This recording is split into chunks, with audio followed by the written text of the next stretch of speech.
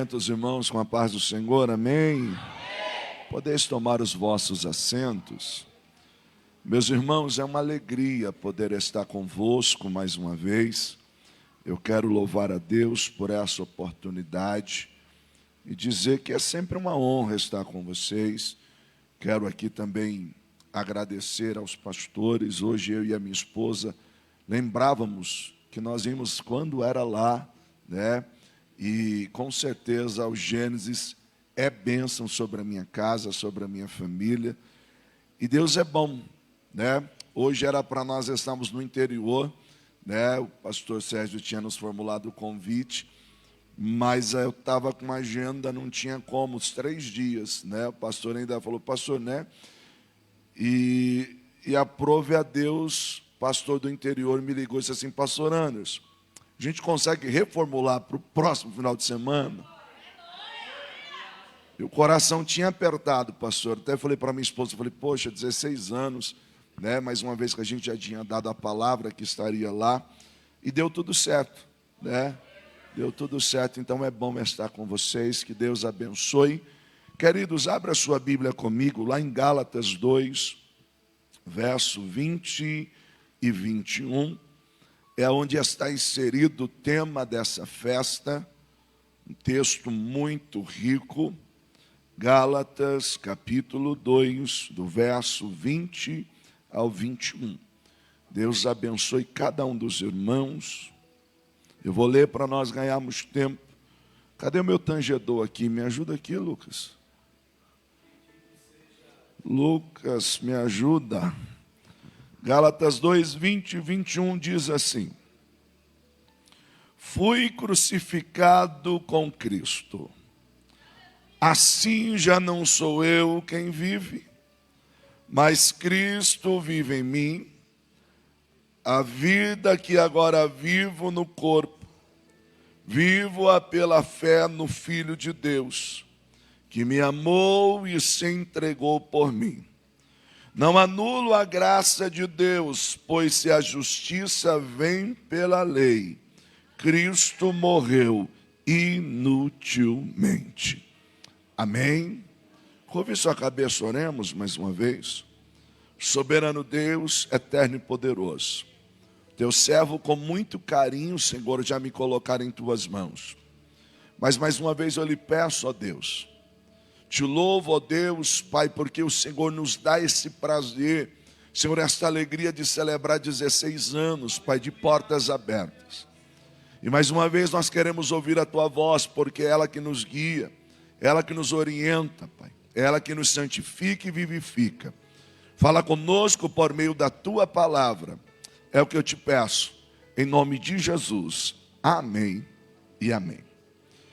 Queridos, eu queria pensar convosco, refletir com os irmãos, regido por um tema: não é mais sobre mim.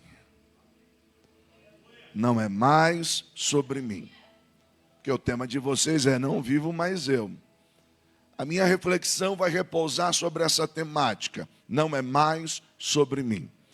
Vou contar até 3, vou pedir para você repetir, você já me conhece. Tá bom? Ainda não é profético, só é pedagógico. Como assim? Você vai lembrar do que foi pregado. Então, você vai sair daqui hoje dizendo assim: não é mais sobre mim. Não é mais sobre mim. Vamos lá no 3. 1, 2, 3. Não é mais sobre mim. Aí só para mexer com quem está com o seu lado, você aponta o dedo assim: nem sobre você. Só para dar uma provocada nele e nela, né? Queridos, o texto que nós lemos, e a gente aprende desde cedo, texto sem contexto é pretexto para heresia. O verso na qual é tema dessa festa está inserido na carta de Paulo, a epístola de Paulo aos Gálatas. A epístola de Paulo aos Gálatas necessariamente não é uma epístola a uma igreja, porque a Galácia era uma região. Então você tem igrejas em Derbe e na região. Paulo, quando escreve esta carta, a proposta é que essa carta circulasse nas igrejas da região. Qual é o tema dessa missiva, ou seja, qual é o tema dessa epístola? A liberdade cristã. A liberdade cristã. Há um propósito ao escrever esta carta, e eu estou te dando pano de fundo para você entender. Qual que é o propósito? Paulo, depois da sua viagem missionária com Barnabé, prega o evangelho aos gentios. E muita gente se converte, abraça a fé. Pastor, quem eram os gentios? Aqueles que não eram judeus. Eles abraçam a fé em Cristo Jesus. Quando Paulo sai das igrejas que são formadas, vem um grupo que são conhecidos como judaizantes. E qual que é a proposta desse grupo? Eles estão dizendo o seguinte: ei, óbvio, vocês aceitaram Jesus, tudo bem, legal. Mas se vocês não circuncidar, é vazio. Se vocês não guardarem os ritos da lei mosaica, todo o esforço de vocês é em vão. Logo, eles estão dizendo que a salvação não é simplesmente pela graça. Ela é também pela observância da lei. Ou seja, exige de nós um esforço humano. E aí Paulo vem colocar em pauta a discussão, lei e graça. A proposta é o seguinte, querido: a lei, ela era manifesta pelo meio das obras. A graça, ela era manifesta por meio da fé. E o que é que ele está ensinando? Ei, você não é salvo por mérito seu. Você não é salvo por aquilo que você fez a Deus. Você é salvo por aquilo que Deus fez por você. Logo, uma máxima merece destaque: eu não faço para ser salvo, eu não faço porque já sou salvo. Tem pessoas que pensam assim: não, eu não vou fazer para que eu possa ser salvo. Não, irmão, você não faz porque você já é salvo. E quando a salvação é manifesta dentro de você, as suas ações são diferentes. Quando Paulo vai introduzir, ele está dizendo assim: ei, não é mérito, é graça. Não é mérito, é graça. No entanto, essa graça me chama a ser diferente. Olha que interessante. Essa graça me convida a ter uma postura diferente. Por isso que eu disse que o tema da nossa reflexão não é mais sobre mim. Pastor, como assim não é mais sobre mim? Nós vivemos em dias que, queridos, o homem está no centro. Então, é a igreja que eu quero para mim. É o hino que eu quero cantar. É o louvor que eu quero ouvir. Nós só esquecemos de uma coisa, que não é sobre nós. É sobre Ele. E aí, queridos, se existe um desafio, é a morte do meu eu. Porque nós vivemos em uma época, e acredite, eu entendo que o eu tem que assumir o controle da história, que o eu, ele é o copiloto, ou é o piloto da aeronave. Só que quando nós olhamos à luz do pensamento bíblico, o eu pelo eu é vazio. Porque nós precisamos aprender a ser guiados pelo Espírito.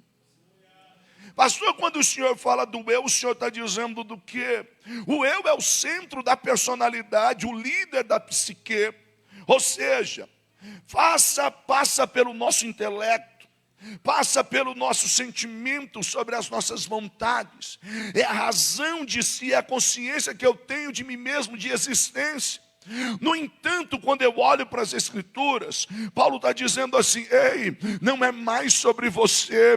A partir do momento que você entregou a sua vida a Cristo, você precisa entender uma coisa: sua vida agora está nele, a sua caminhada agora é com ele. Nós não viemos aqui simplesmente para ouvir a Deus, mas nós viemos falar com ele, andar com ele, caminhar com ele, viver para ele. Mas é tão interessante porque o ser humano, ele acha que ele tem parte, ele quer ter parte. Não, é porque se eu não for, se eu não fizer, se eu não estiver, não vai. E aí a gente esquece, irmão, que se não for ele, nós não temos, não fazemos, não realizamos. Aliás, você acha que uma igreja chega a 16 anos de existência, se não entender que é por ele, para ele? Mas é tão interessante pensar sobre isso, que às vezes nós pensamos que nós vamos alcançar a justificação, nós vamos alcançar por meio dos nossos esforços. E quando eu falo sobre isso, eu lembro de uma historinha de seminário, né? Uma parábola de seminário. O irmãozinho morreu, é só uma história, tá? O irmãozinho morreu e chegou lá no céu. Quando ia entrar, o anjo barrou ele na porta. Disse assim: você não pode entrar aqui não. Disse, mas como assim, rapaz? Para você entrar aqui ainda falta cumprir aí. Falta uns 60% para você poder entrar aqui. Aí ele olhou e disse assim: mas e agora, o que eu faço? Aí o anjo disse para ele, é só uma historinha, tá? O anjo disse para ele assim: lembra de alguma coisa que você fez aí? Aí o irmãozinho parou, ficou lembrando, disse assim: rapaz, ô seu anjo, eu cuidei da minha sogra até o último dia de vida dela. Olha, a velhinha deu trabalho, mas eu fui fiel. Cuidei dela. Aí o anjo olhou na lista e disse assim: bom, sogra conta ponta, hein? Sogra dá uma pontuada boa. Aí o anjo olhou e disse assim: vai abater uns 30% aí. O irmão ficou feliz. Já posso entrar? O anjo olhou e disse assim: não dá, ainda falta. Lembra mais alguma coisa? Aí o irmãozinho disse assim: eu lembro que eu emprestei um dinheiro para o irmão lá na igreja. Isso não é revelação não, pode ficar tranquilo. Se eu falar que é revelação, você diz assim: meu Deus, quem contou para ele? Fique em paz, não é? Só faz parte da história. Eu emprestei um dinheiro para o irmãozinho lá na igreja, nunca me pagou, eu também deixei para lá, nunca cobrei, que eu pensei, sabe de uma coisa? Ele é meu irmão em Cristo, se eu for cobrar vai dar confusão, deixa para lá e tal. Aí o anjo olhou e disse assim: rapaz, perdoou a dívida, conta ponto, não é igual a sogra pontua mais, mas vale aqui. Aí abateu mais um pouco. Já posso entrar? Não, ainda falta. O irmão ficou pensando e lembrava uma coisa e não era e tal. Aí ele disse: já falei da sogra. O anjo disse assim: sogra só conta uma vez, não? Aí o irmão olhou e disse assim: mas não tem jeito de eu entrar? Disse assim: não tem como, meu filho, você tem que preencher. Aí o irmãozinho coçou a cabeça, sacudiu, disse assim: não tem jeito não, para entrar aí é só pela graça. Aí o anjo disse assim: agora você entendeu, meu filho, é pela graça. Não é mérito, não é obra, é pela graça. Deixa eu lhe dizer, não é por aquilo que você fez a Deus, mas é por aquilo que Deus fez por você. Ele não poupou o seu único filho, entregou ele para morrer por nós. Mas sabe qual é o grande desafio nosso? É entender que não é mais sobre nós. E aí, queridos, pensando nisso, de maneira bem rápida, eu quero destacar algumas verdades sobre a morte do eu. Por quê? Porque quando alguém diz assim, não é mais sobre você, é dolorido, porque diz assim, como é que não é mais sobre mim? Nós precisamos entender que Paulo diz assim: não vivo mais eu, mas Cristo vive em mim. Só que olha a primeira verdade que eu quero pensar com você: não existe morte do eu sem a cruz. Não existe morte do eu sem a cruz. Gálatas 2:20, parte A: fui crucificado com Cristo, portanto não vivo mais.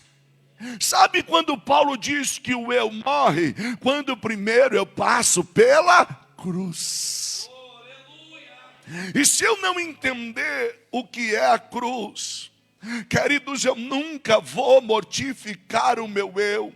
Jesus, em Lucas 9:23, ele dizia assim: se alguém quiser vir após mim, negue-se a si mesmo, tome a cada dia a sua cruz e siga-me. Pastor, o que é que o senhor quer dizer? Se eu não entender que eu preciso passar pela cruz, o meu eu nunca vai deixar de existir. Queridos, Paulo diz: eu fui crucificado com Cristo. E quando nós olhamos para a cruz, ela tem pelo menos 3 características. A morte de cruz, ela carregava pelo menos 3 características. A primeira característica era que a morte de cruz era dolorosa. Havia um adágio popular que dizia que uma pessoa crucificada morria 1000 mortes, de tanto sofrimento que é. Ou seja, era algo tão doloroso que a pessoa ela ficava pregada. E aí quando ela cansava, que o corpo, soltava o corpo, começava a rasgar aqueles pregos, rasgar sua carne. Quando ele tentava levantar para respirar, para segurar um pouco a dor, daqui a pouco não segurava, soltava o corpo e ele acabava morrendo com falta de ar. Por isso, quem dizia que quem ia para a cruz morria pelo menos 1000 mortes. A cruz tem uma característica, é uma morte dolorosa. E deixa eu lhe dizer uma coisa: mortificar o nosso eu dói. Mortificar o nosso eu é dizer não quando a vontade é dizer sim. Mortificar o nosso eu é dizer assim: eu vou ficar calado quando na vontade é dizer assim: eu vou falar A, vou falar B, vou falar C. É doloroso, mas vai valer a pena. Quem te chamou, quem te escolheu, quem te separou, disse para você: calma, no dia que você entender o que é a cruz, você vai morrer comigo, mas também vai viver comigo. A morte de cruz, ela era ultrajante. Por que ela era ultrajante, pastor? Porque ela era só aplicada a escravos e delinquentes. Esse tipo de morte, ele estava condenado para vergonha. Mas olha que interessante, ele se fez maldição, se fez vergonha por mim e por você. Aí Pedro, escrevendo à igreja, diz assim: porventura não podeis vós antes sofrer o dano? Você percebeu que tem hora que a gente diz assim: ah, mas eu sou igual Painho. O que eu tenho para falar, eu falo mesmo. Aí o Espírito Santo diz para você assim: então, mas você já está na cruz. E sabe qual é o problema de você ter sido crucificado na cruz? É que o velho homem já morreu. Aí a gente diz assim: se fosse antes eu falava, se fosse antes, mas agora não é mais o antes que vive, agora é a nova criatura. Queridos, uma terceira característica da morte de cruz, que era uma morte maldita. Gálatas 3:13 diz assim: Cristo nos resgatou da maldição da lei, fazendo-se maldição por nós, porque está escrito: maldito todo aquele que for pendurado no madeiro. Você sabe por que Paulo está escrevendo: não vivo mais eu, mas Cristo vive em mim? Se você voltar para o contexto, Paulo está falando, principalmente no capítulo 2, ele está falando de que não é pela lei, é pela graça. Mas aí ele está no meio de uma discussão com quem? Com Pedro. O Pedrão vivia como um gentil. Aí o Pedro está tranquilo, até que chegou alguns judeus. Quando chegou alguns judeus, aí o Pedro olhou e disse assim: vai queimar o meu filme se eu ficar andando com gentios. Aí o Pedrão começou não mais comer com gentios, não mais se relacionar com eles, ficou só do lado dos judeus. Aí Paulo era meio colérico. Paulo olhou e disse assim: ô Pedro, que negócio é esse? Quando não tem ninguém aqui, você vive como um gentio, está com todo mundo, agora não quer falar com ninguém. Ô Paulo, deixa eu dizer uma coisa. Ô Pedro, deixa eu dizer uma coisa para você. Não vivo mais eu, meu filho. Eu não faço o que eu quero. Eu não estou aqui para agradar o A, para agradar o B. Eu estou aqui para viver em prol daquele que me chamou, daquele que me escolheu, daquele que me separou. É por isso que ele está dizendo: fui crucificado com Cristo. Irmãos, a questão não é ir para a cruz, porque muita gente ia para a cruz. A diferença está com quem você foi crucificado. A diferença não é a cruz, porque muita gente morria na cruz. Aliás, diga-se de passagem, historicamente falando, que há quem diga que os romanos aperfeiçoaram a morte de cruz, que é algo que talvez já vinha desde os assírios, porque era uma prática de tortura dos assírios, uma tormenta conhecida como empalamento. O que era isso? O ser humano tem dois orifícios, um pela qual entra a comida e outro pela qual ele despeja aquilo que não presta. O empalamento era que a estaca saía de um orifício a outro, e a pessoa ficava lá agonizando, ficava gemendo até morrer. Há quem diga que os romanos aperfeiçoaram a morte de cruz. Mas olha que interessante, muita gente morria na cruz, mas Paulo está dizendo assim: eu não fui para qualquer cruz, eu não fui para qualquer lugar, eu fui crucificado com Cristo. Pastor, por que isso é importante? Porque até onde Cristo levou a cruz? Cristo levou a cruz até o Monte Calvário. E lá naquele lugar, ele fez a expiação pelos meus e os teus pecados. A pergunta que eu vos faço: Cristo ainda está na cruz? Não. Então eu fui crucificado com Cristo. O que é isso, pregador? Eu deixei a minha cruz onde Cristo deixou a dele. Se lá a cruz é símbolo de vergonha, se a cruz é símbolo de dor, se a cruz é símbolo de maldição, eu peguei as minhas dores, peguei a minha maldição, peguei a minha vergonha, deixei aos pés da cruz de Cristo, dizendo assim: eu não tenho, eu não sou, eu não posso, mas em Ti eu sei que vou viver nova criatura, em Ti eu sei que serei transformado.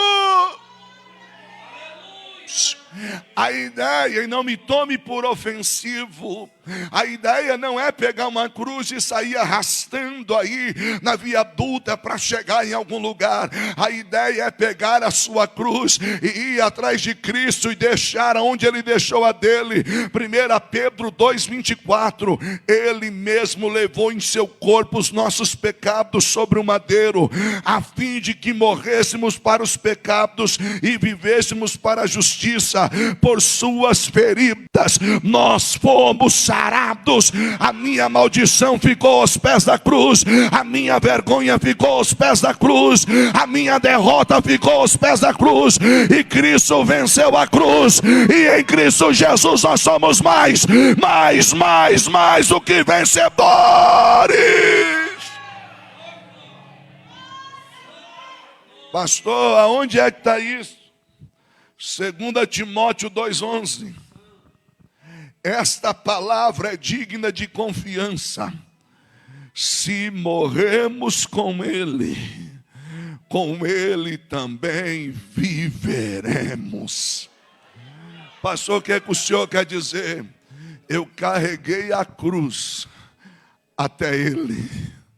Quando eu cheguei nele, ele disse para mim assim: ei, o meu jugo é suave e o meu fardo é leve. Entenda uma coisa, não é mérito, é graça. Você está arrastando um peso que não é para você carregar. Você está levando um fardo que não é mais seu. Pastor, o que é que o senhor quer entender? O que é que o senhor quer dizer?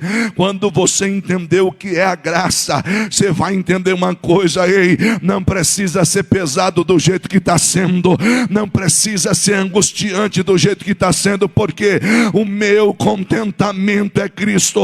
Paulo diz: ei, o meu viver é Cristo e o morrer é lucro. Então a primeira coisa que eu preciso entender: não há morte do eu sem a cruz. Se a gente não passar pela cruz, não existe morte do eu. Até porque, irmãos, eu estava falando esses dias numa igreja e eu fico preocupado. Por quê? Porque, irmão, eu olho para a Bíblia, todo mundo que teve um encontro com a cruz, com Cristo, ele se jogou no chão. Isaías: ai de mim, Senhor. O Pedro dentro do barco, diante de uma pesca maravilhosa: Senhor, afasta-te de mim que sou pecador. Aí eu fico preocupado quando eu vejo uns pregadores ou alguém aí que, se agora, bendito seja eu, santificado seja o meu nome, chega para a igreja, só falta dizer assim: sem mim nada podeis fazer. Aí eu olho para a cruz, eu digo: não, mas eu fui crucificado com Cristo. Não existe cruz. Uma segunda verdade: se não houver um esvaziar-se. Eu estou indo na ordem inversa. Por quê? Paulo diz: fui crucificado com Cristo, portanto não vivo mais eu. Então, para não ter o eu tenho que ir para a cruz. Mas aí uma segunda verdade: não existe cruz se não houver um esvaziar-se. Pastor, o que é que o senhor quer dizer com isso? Quando eu olho para Filipenses 2, do 5 ao 8, diz assim: de sorte que haja em vós o mesmo sentimento que houve em Cristo Jesus, que sendo em forma de Deus, não teve por usurpação ser igual a Deus, mas esvaziou-se a si mesmo, tomando a forma de servo, fazendo-se semelhante aos homens, e achando-se na forma de homem, humilhou-se a si mesmo, sendo obediente até a morte, morte de cruz. Ou seja, para não haver o eu, tem que passar pela cruz, mas você só vai para a cruz se você aprender a se esvaziar. Pastor, o que é que o senhor quer dizer com isso? Irmão, enquanto eu achar que sou bom, eu nunca vou querer passar pela cruz. Enquanto eu achar que consigo, eu nunca vou passar pela cruz. Às vezes a gente tenta evangelizar alguém e alguém diz assim: mas para que eu preciso aceitar Jesus e ir para a igreja? Eu não falo mal de ninguém, eu não mato, eu não roubo, eu pago as minhas contas em dia. Ele esqueceu que isso é só obrigação de um cidadão comum. Desculpe, irmão, é que a coisa está tão feia, que quem faz o certo acha que, uau, mereço ser aplaudido. Não, você só fez sua obrigação. Ah, eu encontrei uma carteira e devolvi. Aí a gente posta na internet e todo mundo: oh. Pergunta: era sua? Não. Você viu de onde que era o dono? Obrigação sua devolver. Desculpe, não fez mais do que sua obrigação. Então, às vezes a gente acha que é bom o suficiente, e se não houver um esvaziar-se, nós não vamos para a cruz. E aí, olha que interessante o texto diz: de sorte que haja em vós o mesmo sentimento que houve em Cristo Jesus. E isso é uma das grandes disciplinas da cristologia, a doutrina de Cristo, que é a ideia do kenosis. Como? É o esvaziar-se, É o esvaziar-se sem deixar de ser. E esse é o grande desafio da gente tentar explicar isso. Por quê? Porque, irmão, deixa eu te fazer uma pergunta. Jesus Cristo é Deus, sim ou não? E Deus morre? Deus morre? Jesus morreu? Mas Ele não é Deus? Agora complicou. Vamos pensar. Jesus é Deus, sim ou não? Sim. Deus morre? Não. Jesus morreu? Sim. Então Ele era Deus?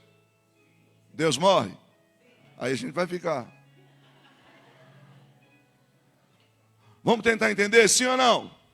Próxima vez que eu vim aqui, eu falo sobre isso. Amém? Vai ser, agora você complicou, pastor. Você colocou dúvida naquilo que eu já sabia.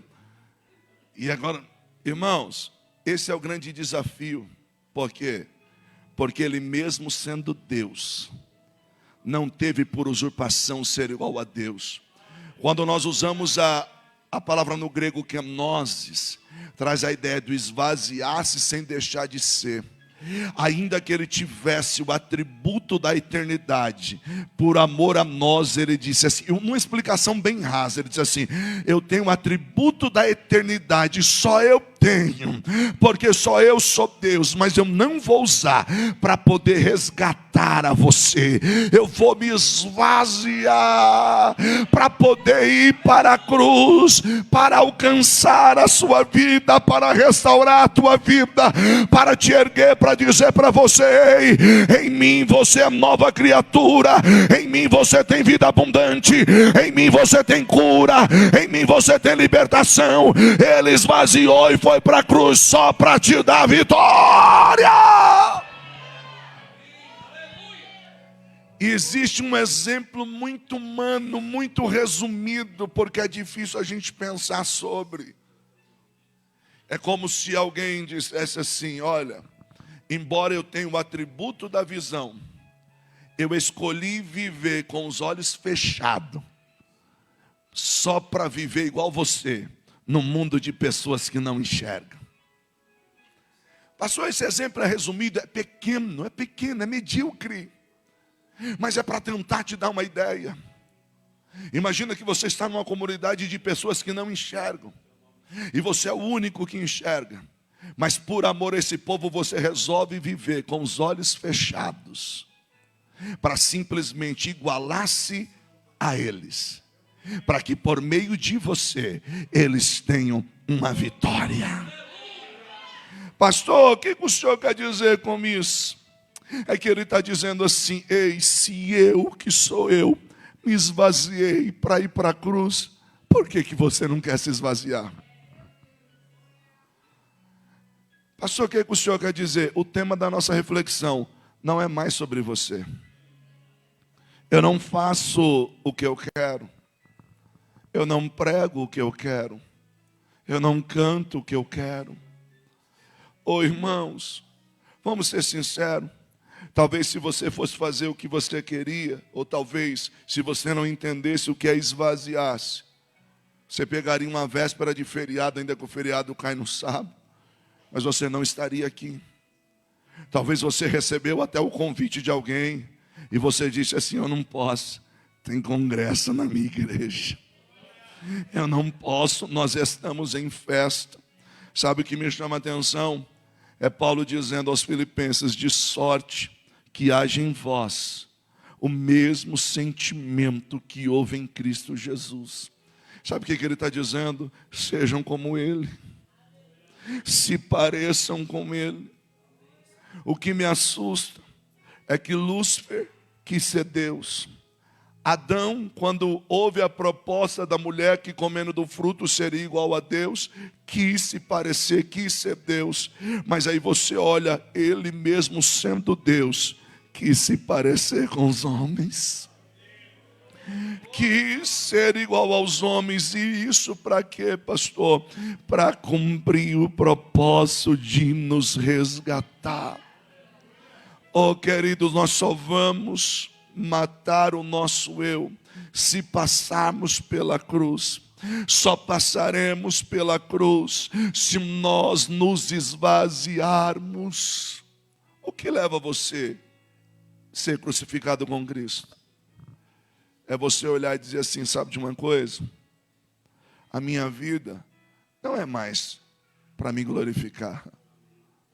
Eu entendi que agora eu vivo para a glória de Deus. Mas olha que interessante. Não existe uma terceira verdade.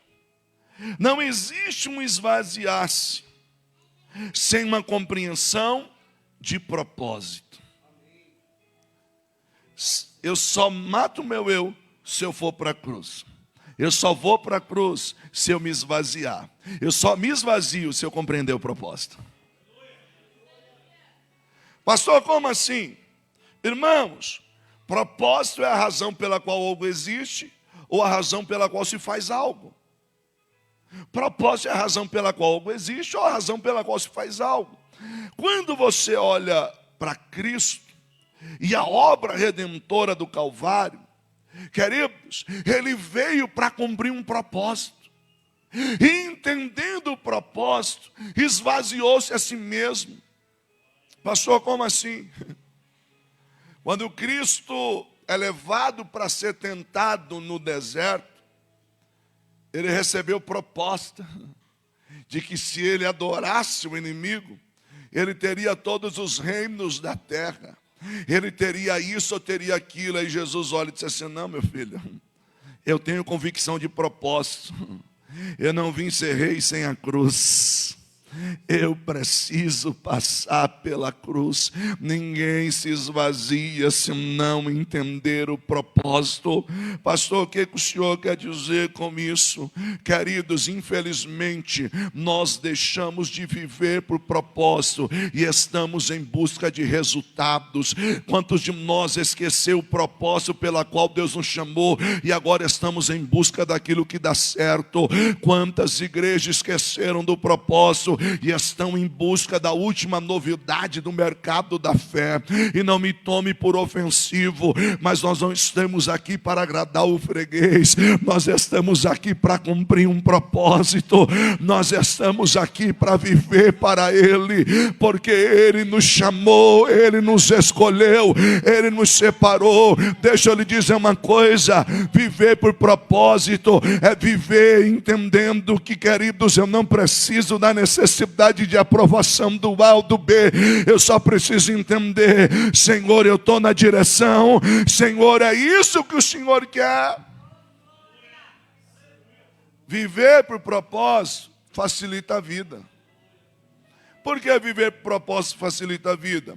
Porque, queridos, determina onde eu invisto o meu recurso, as minhas energias e os meus dias. Talvez alguém olhe para você e diz assim, você está entregando sua vida para a igreja. Faz tempo que a gente não senta, você não tem um tempo. Uma vez eu ouvi, a minha filha era pequena, Rebeca, e um dia ela chegou para mim, para a mãe dela, e disse assim, ô mãe, por que a gente é diferente? Ela era bem novinha. Disse, como assim? Não, porque minhas amigas tudo passeia de final de semana. A gente nunca tem um final de semana para passear, e a gente vai passear de segunda-feira. Aí dá a impressão que é empresário, né? Passeando de segunda-feira. Não é verdade? Mas passeando de segunda-feira. Aí a Cláudia disse, Rebeca, é que Deus nos chamou diferente. Deus nos chamou com um propósito. Eu não estou dizendo que a sua vida tem que ser igual a minha, não. Mas de vez em quando é assim, eu estou lá no meio do almoço com todo mundo, a gente está rindo, a gente está brincando. Aí a gente olha assim, pessoal, vocês dão licença, que deu o nosso horário. Mas vocês já vou, porque até chegar lá, não vai dar tempo, então eu tenho que correr. Entendi, irmão, a gente vai e chega lá no culto cheirando fumaça lá do churrasco, mas a gente chega, porque Deus nos chamou para viver por um propósito. E deixa eu lhe dizer uma coisa, o A não vai entender, o B não vai entender, mas quando eu tive a convicção de propósito, eu me esvaziei. Quando eu me esvaziei, eu fui para a cruz. Quando eu fui para a cruz, eu descobri, não vivo mais eu, mas Cristo vive em mim. Você não precisa ter a vida igual a minha, porque eu sei que Deus chamou cada um de forma diferente, e isso é fato. Mas querido, eu vou sair daqui agora, e minha família está toda reunida lá, no aniversário do meu cunhado, e me mandaram a mensagem no grupo da família, dizendo assim, olha, vamos comemorar o aniversário, já aproveita, já celebra também do meu sobrinho, bebezinho, mesversário, né, que é moda, né, é bom que a gente come todo mês, come bolo. Já vamos unir tudo. Aí eu mandei no grupo assim, gente, a gente vai passar aí, depois do culto, é na casa da minha mãe, aí eu fui deixar a Hannah, né, a Hannah pode ficar. Disse, vamos dar uma colher de chá para a Hannah. Hannah vai ficar. E eu cheguei lá e falei assim, mãe, a senhora aguarda alguma coisa para mim aí, mãe. A senhora aguarda alguma coisa, porque depois que a gente prega, irmão, sai com uma fome. Eu não sei você, irmão, mas só Jesus na causa. Depois que você prega, parece que o devorador entrou. Está repreendido, né? Sério. Irmãos, mas alguém vai dizer assim, mas por que toda vez? Mas vocês não sabem dizer, não, eu volto a dizer, sua vida não tem que ser igual à minha. Deus chamou cada um de uma maneira, mas quando eu entendi o que é o propósito e para aquilo que Deus me chamou e chamou a minha casa, aí nós nos esvaziamos. Quando nós nos esvaziamos, nós passamos pela cruz, e quando nós passamos pela cruz, o nosso eu morreu. Aí nós dizemos assim, não vivo mais eu. Irmão, não tem como falar de propósito e não pensar no João Batista. Pense em alguém, irmão, que nasceu, cresceu e viveu o propósito. Pastor, como assim? Irmãos, pregava do jeito que pregava porque entendeu o propósito. Comia do jeito que comia porque entendeu o propósito. Se vestia do jeito que se vestia porque entendeu o propósito. E quando perguntaram para ele, tu és o Cristo? Ele podia dizer assim, sou primo do homem. Eu e ele, toma assim, tu és o Cristo? Ele disse assim, não sou não, sou apenas uma voz. Uma voz que clama no deserto. Eu sou apenas um som invisível, intangível, inodoro. Mas quando eu falo sobre ele, eu sei o propósito pela qual eu fui criado, e eu sei para o que ele me chamou, e eu digo a vocês que eu diminua e que ele cresça.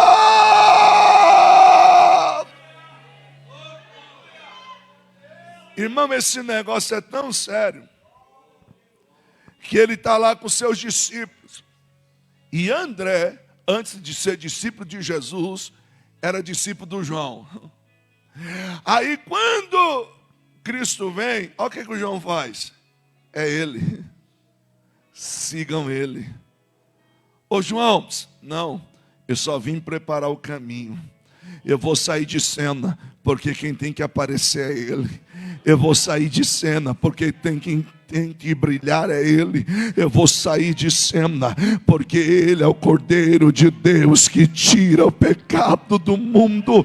Deus te chamou para viver por um propósito. Meu irmão, através de você, vidas vão ser alcançadas. Através de você, milagres vão acontecer. Eu estou pregando em 16 anos de uma igreja que está só no começo. Quantas vidas foram alcançadas, mas se prepare, porque o propósito de Deus está só começando. Deus vai te usar para o nome dele ser glorificado. Deus vai te usar para ganhar almas. Deus vai te usar para curar. Deus vai te usar para libertar. Deus vai te usar para restaurar. Deus vai te usar.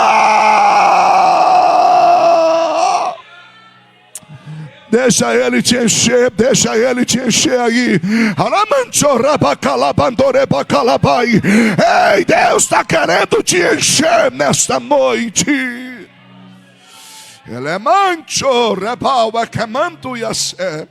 Eu sinto a presença de Deus aqui, irmão. Há uma graça de Deus sobre nós. Deus está nos trazendo convicção de propósito. Deus está derramando convicção de propósito. Te prepara para dizer: não vivo mais eu, não vivo mais eu.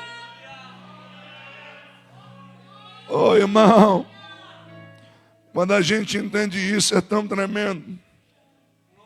Quando a gente compreende isso, é tão tremendo. Porque aí, queridos, você entende? Porque você se esvaziou? Porque eu vivo um propósito. Por que você foi para a cruz? Porque sem Ele eu não tenho nada. E a cruz te mostra quem na verdade você é. E aí você olha e diz assim: sem Ele eu não chego a lugar nenhum. Mas olha que interessante, uma quarta e última verdade sobre, não é mais sobre mim. Paulo diz assim, Gálatas 2:20: já estou crucificado com Cristo, e não vivo mais eu, mas Cristo vive em mim. E a vida que agora vivo na carne, vivo-a pela fé. Pastor, o que o senhor quer dizer? Não tem morte do eu sem a cruz. Não tem cruz sem esvaziar-se. Não tem esvaziar-se sem convicção de propósito. E ninguém aceita o propósito se não for pela fé. Não tem como compreender o propósito se não for pela fé. Deixa eu dizer uma coisa para você quando a gente fala sobre fé.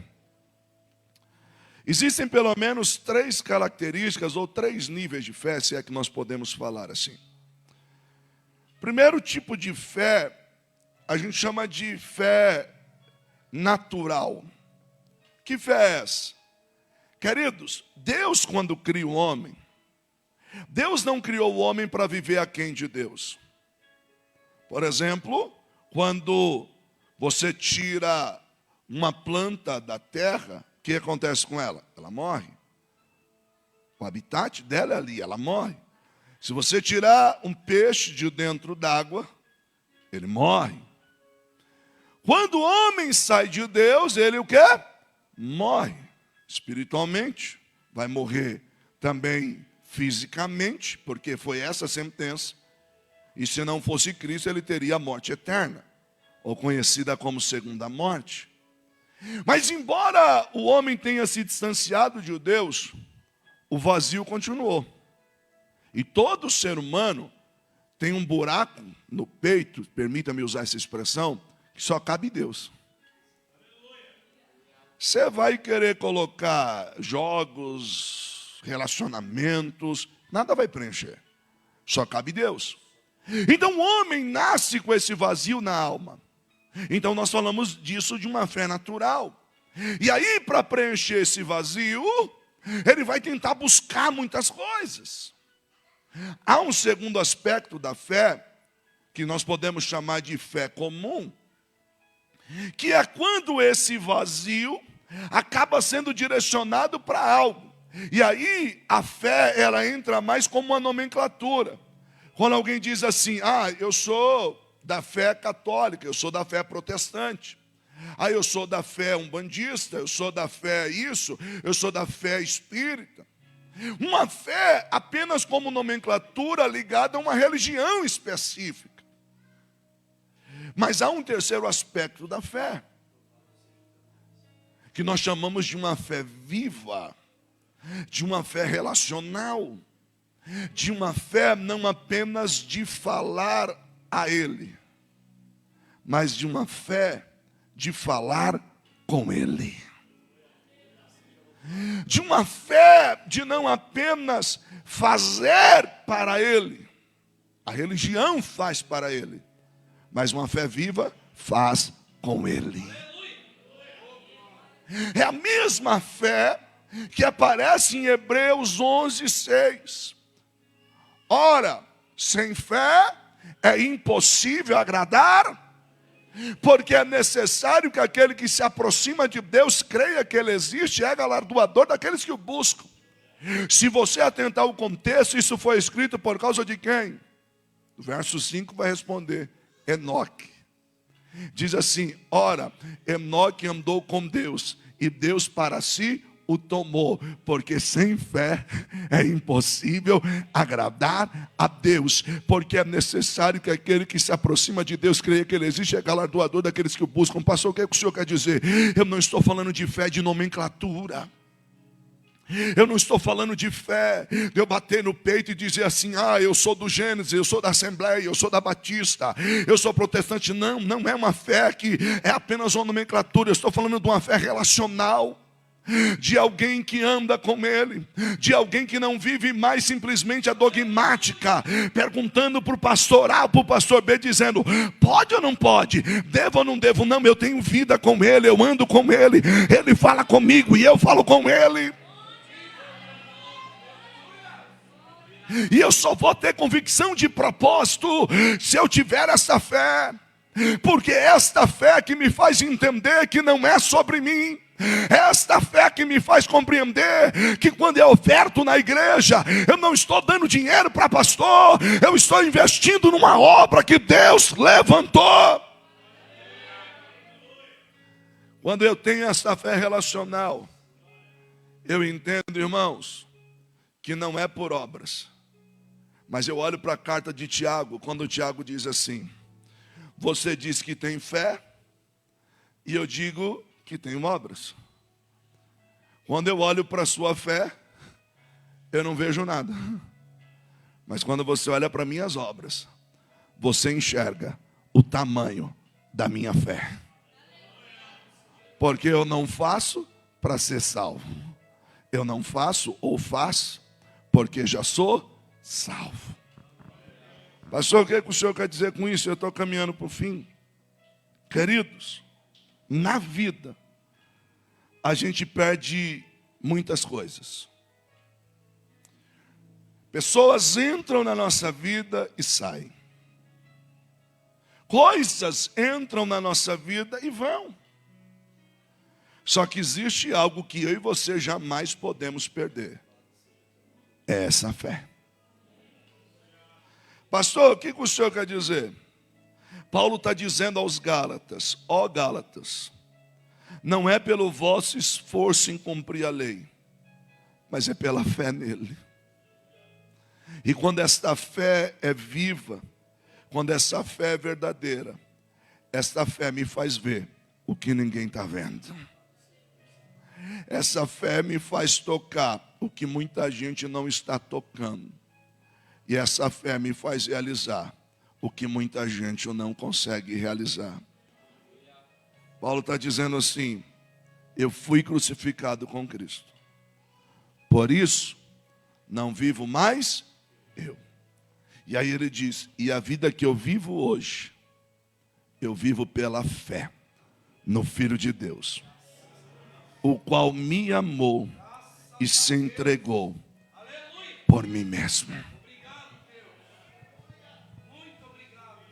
Eu quero dizer uma coisa, não é mais sobre você. não é mais sobre mim. Com a permissão do pastor, eu queria chamar minha família para louvar o Senhor. Vem aqui, filha, deixa eu concluir a mensagem. Deixa eu dizer algo para você, irmãos. Paulo, ele diz, o meu eu morreu, porque simplesmente eu passei pela cruz. Mas eu só passei pela cruz porque eu me esvaziei. Eu só me esvaziei porque eu entendi o propósito. E eu só entendo o propósito se for pela fé. Pastor, o que o senhor quer dizer hoje à noite? De Deus acender as nossas fé. Isaías escreve dizendo, ele não esmaga a cana quebrada e nem deixa apagar o pavio que fumega. Eu não sei como você chegou aqui hoje. Eu não sei como você entrou. Mas vamos ser sinceros. Tem dia que a nossa fé está lá embaixo. Tem dia que a gente entra aqui e parece que a nossa fé está no limite. E você diz assim, Deus, eu acho que eu não vou aguentar. Mas Ele está dizendo para você assim, eu sou o Senhor teu Deus, que te tomo pela tua mão direita e te digo, não temas, porque eu te ajudo. Você vai viver o propósito. Você vai passar pela cruz. E você vai dizer assim, ó, eu descobri uma coisa. Não é mais sobre mim. É sobre Ele. Mas quando eu estou nele, Ele cuida de tudo que pertence a mim. Você crê nisso? Vamos ficar de pé só para parecer que está acabando?